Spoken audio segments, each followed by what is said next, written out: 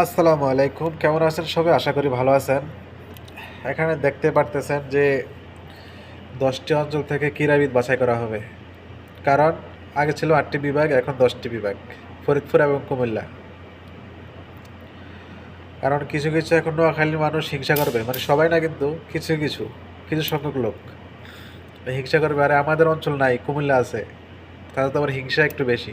সবাই না, কিন্তু আমি আবারও বলি, কিছু কিছু মানুষের হিংসা কিন্তু আবার বেশি নোয়াখালীর। যে কোনো একটা কিছু হলে তাদের হিংসা কিন্তু অনেকটা হয়ে যায়।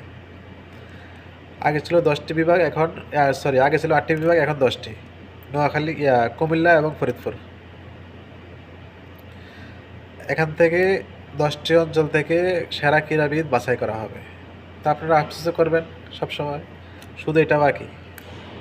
সব কিছু অলরেডি হয়ে গেছে, কুমিল্লা বিভাগ অলরেডি হয়ে গেছে।